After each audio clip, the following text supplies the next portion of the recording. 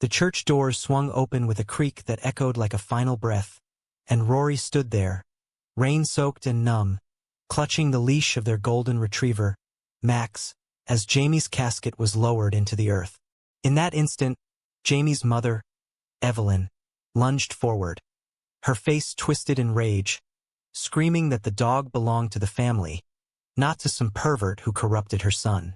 The crowd gasped, but Rory froze, the will's words burning in his pocket. Jamie had left Max to him, their shared symbol of unwavering love, and now the battle lines were drawn in the mud of the graveyard. Rory drove home that evening through the bustling streets of Chicago, the city lights blurring into streaks as tears welled up.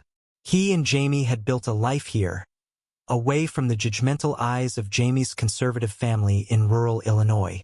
They met 5 years ago at a downtown coffee shop, where Jamie, with his easy smile and kind eyes, had spilled his latte on Rory's laptop. It was a meet-cute straight out of a rom-com, but their story was far from lighthearted. Jamie came from a devout Catholic family that viewed his sexuality as a sin to be prayed away. Rory, raised in a more progressive household in New York, had never faced such outright hostility until he entered Jamie's world. Pulling into their modest apartment in Wrigleyville, Rory let Max off the leash. The dog padded straight to Jamie's favorite armchair, whining softly as if expecting his other dad to appear. Rory sank to the floor, burying his face in Max's fur. "What am I supposed to do now, buddy?" he whispered. The grief hit like waves, each one crashing harder.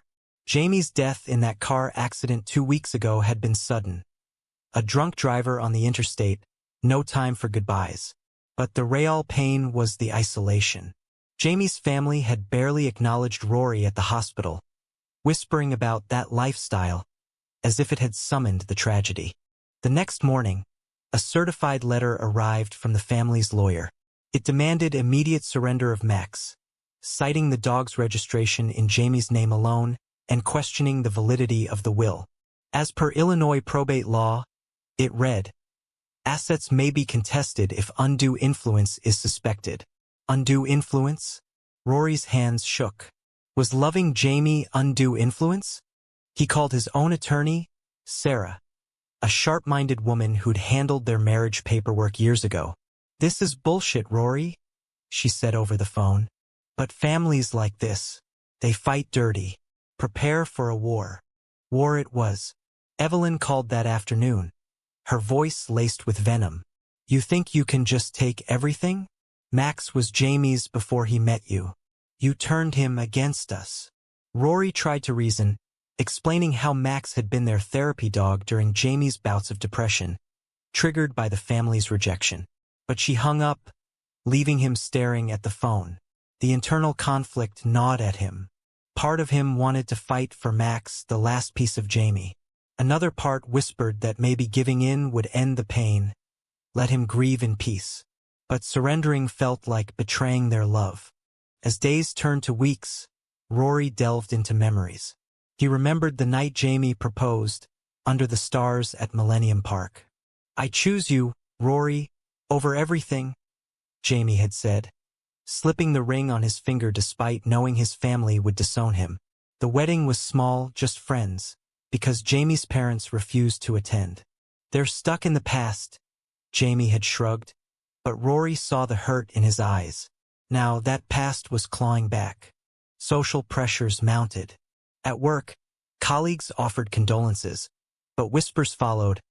"His husband's family is suing over a dog? That's messed up." Rory felt exposed, his private loss turned public spectacle. He attended a support group for LGBTQ widows, where stories of similar family betrayals echoed his own. One man shared how his in-laws had contested the estate, claiming the marriage wasn't real. It fueled Rory's resolve, but also his doubt. Was holding on to Max selfish? Or was it honoring Jamie's wishes? The first court hearing loomed. Rory dressed in his best suit, Max waiting at home with a sitter. In the sterile courtroom, Evelyn sat rigidly, flanked by Jamie's siblings. The judge, an older man with a stern gaze, reviewed the will. "Mr. Thompson, he addressed Rory. Why do you believe the dog was specifically bequeathed to you? Rory's voice cracked as he explained their bond. How Max had been Jamie's anchor, and now his. But the family's lawyer painted a different picture. Rory as the outsider who isolated Jamie. Leaving the courthouse, Rory felt the weight of societal judgment. Passers-by glanced at the headlines in local papers. Grieving widower fights family over beloved pet. It wasn't just about the dog. It was about validating their marriage, their life together. That night, as Max curled up beside him, Rory noticed something odd about the collar. A small bulge under the leather. But grief clouded his mind, and he dismissed it, drifting into uneasy sleep. The flashback hit Rory like a freight train as he sat in his lawyer's office, preparing for the next hearing. It was 3 years ago, at a family gathering in Jamie's hometown. Evelyn had pulled Jamie aside, her whispers sharp. "This isn't you, son. Come home. Repent." Jamie returned pale but defiant. "Mom, Rory is my family now." That night, in their hotel room, Jamie broke down. "They think I'm going to hell because of who I love." Rory held him, vowing to protect their happiness. But the cracks were there, widening with each holiday skipped, each call ignored. Back in the present, Sarah laid out the strategy. "We need character witnesses, friends who can testify to your relationship with Max and Jamie." Rory nodded, but inside, turmoil brewed. Was dragging their love through court worth it? He reached out to mutual friends like Tom, their best man. "Of course I'll speak up," Tom said. "Jamie adored that dog. And you." It bolstered Rory, but the emotional toll was steep. Nights were sleepless, haunted by dreams of Jamie alive, laughing, only to wake alone. Jamie's siblings escalated the fight. His brother, Mark, showed up unannounced at the apartment. "Give us the dog, Rory. It's what's right." Mark's eyes darted around, judging the photos of them kissing on the walls. Jamie was confused. "You took advantage." Rory's anger flared. "Confused? We were married for 3 years." But Mark left with a threat. "See you in court." The encounter left Rory questioning his own choices. Had he pushed Jamie too far from his roots? Or was standing firm the ultimate act of love? Society's undercurrents amplified the drama. Online forums buzzed with opinions. Some supported Rory as a symbol of LGBTQ rights. Others sided with the family, citing traditional values. Rory avoided social media, but the noise seeped in. At the gym, a stranger approached. "I read about your case. Hang in there." It was kind but invasive. He felt like a poster child for every gay man's nightmare. Love accepted in life, contested in death.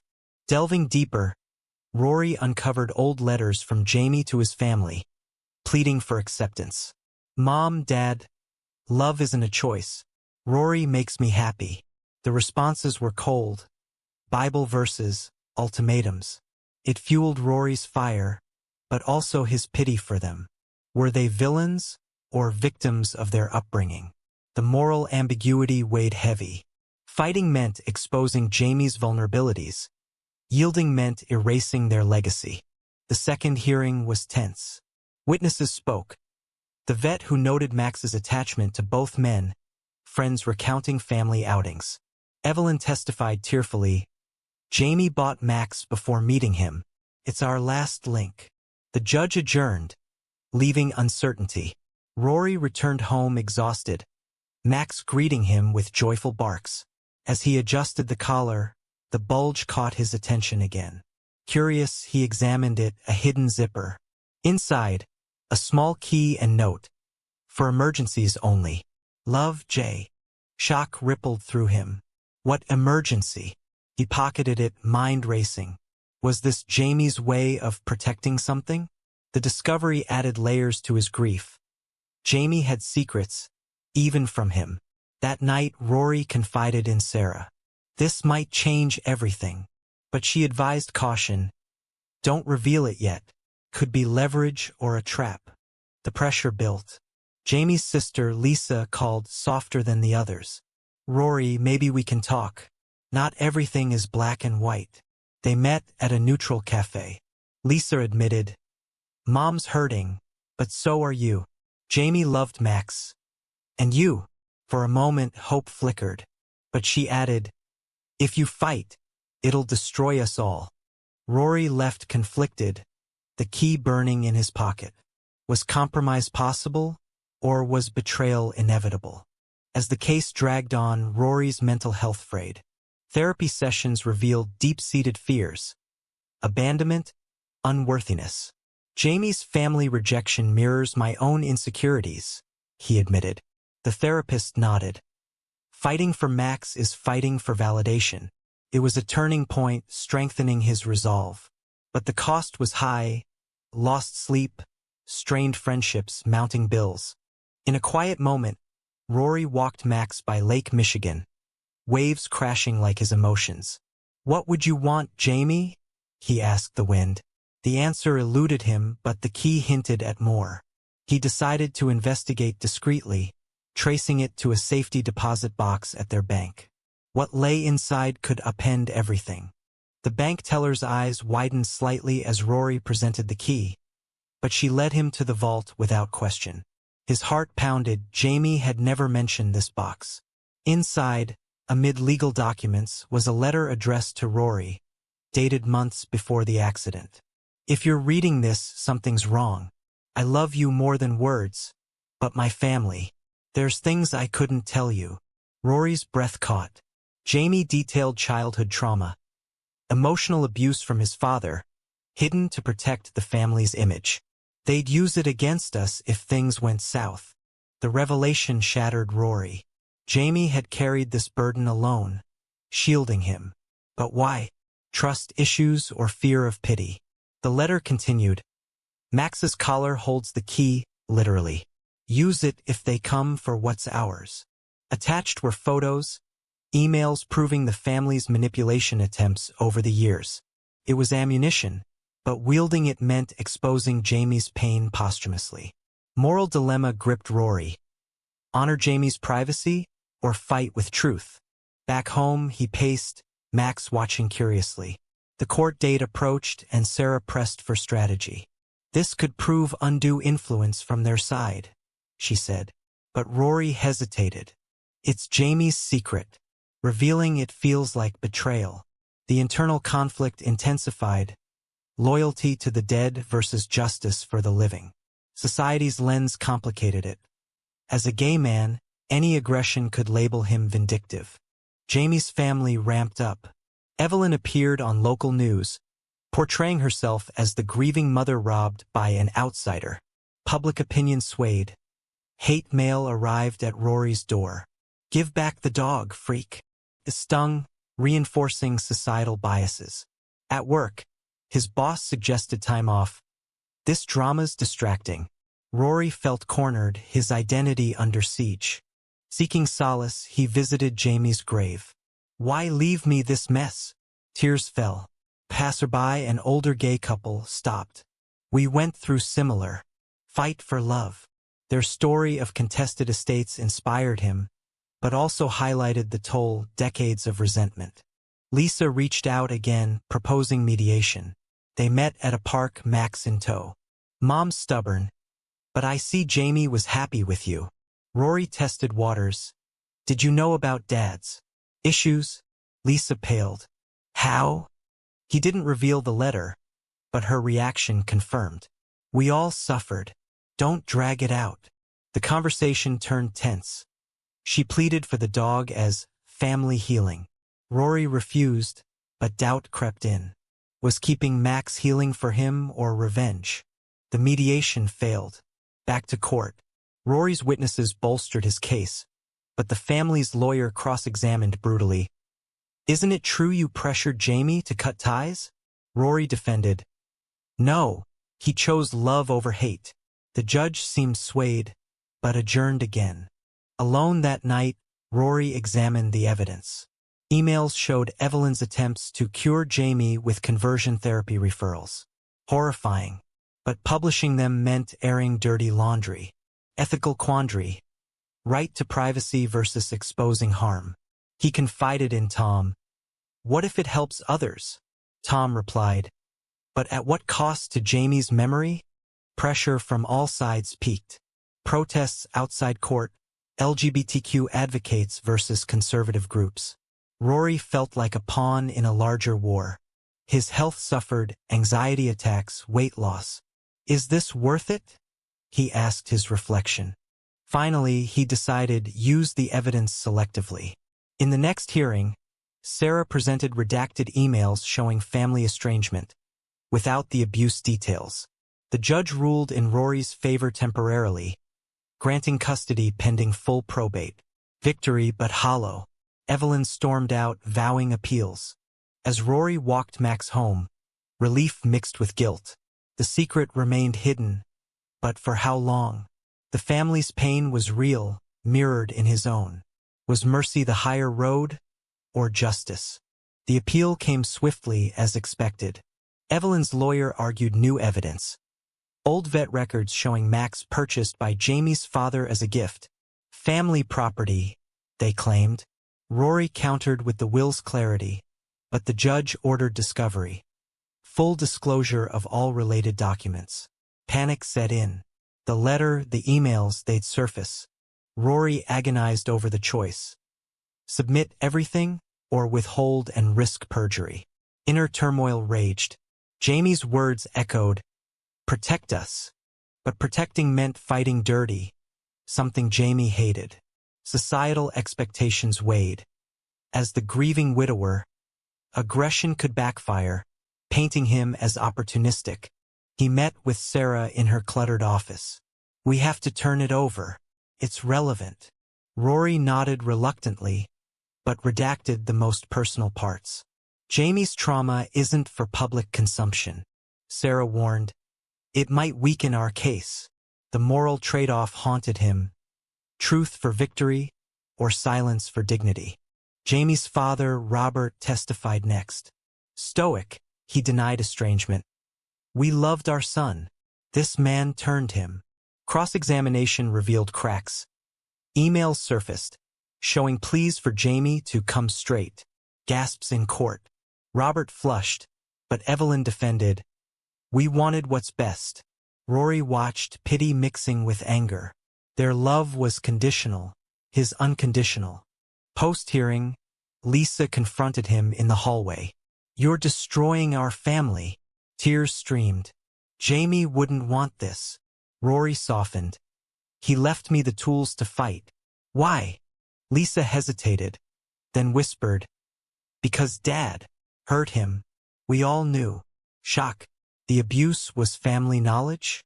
Betrayal deepened, they covered it up. That night, Rory confronted his own demons. In therapy, he unpacked. They enabled abuse, then blame me? The therapist probed. What's your endgame? Custody or exposure? Rory realized both. But the cost, irreparable damage. Public scrutiny intensified. News outlets labeled it, the Dogville drama. Gay widower versus conservative clan. Supporters rallied online, but trolls attacked. Fags don't deserve pets. It fueled Rory's isolation, questioning if love was worth the hate. In a bold move, Rory visited Evelyn at her home. The door opened warily. What do you want? He offered olive branch. Let's end this. Max stays with me, but you visit. Evelyn scoffed. After dragging our name? But her eyes betrayed hurt. They talked haltingly about Jamie's childhood, the good times. Rory hinted at the letter. He forgave you, but warned me. Evelyn broke. We failed him. A crack in the armor. But Robert interrupted, furious. Get out. The visit backfired. Hardening lines. Appeal hearing loomed. Rory submitted the full evidence, heart heavy. In court, the abuse details emerged, redacted but implied. The judge recoiled. This speaks to motive for the will. Ruling. Rory retains Max family appeals denied. Cheers from supporters. Sobs from Evelyn. Victory tasted bitter. Media frenzy followed. Interviews. Op-eds on family rejection in LGBTQ communities. Home with Max, Rory removed the collar fully. Inside, another note. Forgive them, Rory. Love wins. Tears flowed. Jamie's final wish, mercy. Had he honored it? The aftermath was a whirlwind. Rory tried normalcy, walks with Max, work routines, but shadows lingered. Evelyn's silence hurt. No visits, just legal fees paid grudgingly. Inner peace eluded him. Had exposing the family been right or vengeful? Friends celebrated. You stood up for us all. But Rory doubted. At the support group, stories mirrored. Wins at personal cost. One member said, sometimes, damage is necessary for change. It resonated, but guilt persisted. Lisa called weeks later. Mom's in therapy. The trial. Opened eyes. Tentative reconciliation? Rory invited her over. She played with Max, reminiscing. Jamie was brave choosing you. Rory shared the final note. He wanted forgiveness. Lisa nodded. We need to earn it. But Robert remained defiant, cutting ties with Lisa for siding. Family fractured further. Rory pondered. His actions catalyst for healing or destruction? Societal ripple. The case sparked discussions on LGBTQ estate rights. Bills proposed in Illinois. Rory spoke at panels, Voice for the Voiceless. Empowerment mixed with exhaustion. A year passed. Max aged gracefully, a constant reminder. Rory dated tentatively, but Jamie's ghost loomed. One evening, sorting papers, he found unused evidence. Photos of bruises from Jamie's youth. Horror renewed. Keeping it hidden. Mercy or cowardice? Evelyn reached out finally, via letter. I see now. Can we meet? At a cafe, tears flowed.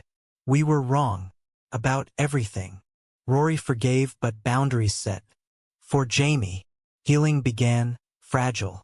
Yet questions lingered. Had the battle been necessary? Or avoidable with earlier dialogue? Time healed wounds slowly. Rory and Max moved to a quieter suburb, seeking peace. Evelyn visited occasionally, bonding over memories. Lisa became an ally, advocating within the family. Robert, distant but softening rumors said. Rory reflected on choices. Fighting preserved their love's validity, but at emotional cost. Society evolved, more acceptance, but biases persisted. His story inspired others to prepare wills meticulously. In quiet moments, Rory whispered to Max, We did it, buddy. The dog's wags affirmed. But the journey taught. Love demands sacrifice, truth demands courage. Families break but can mend. Was Rory justified in revealing the family's secrets to secure his rights? Or should he have sought compromise without exposure?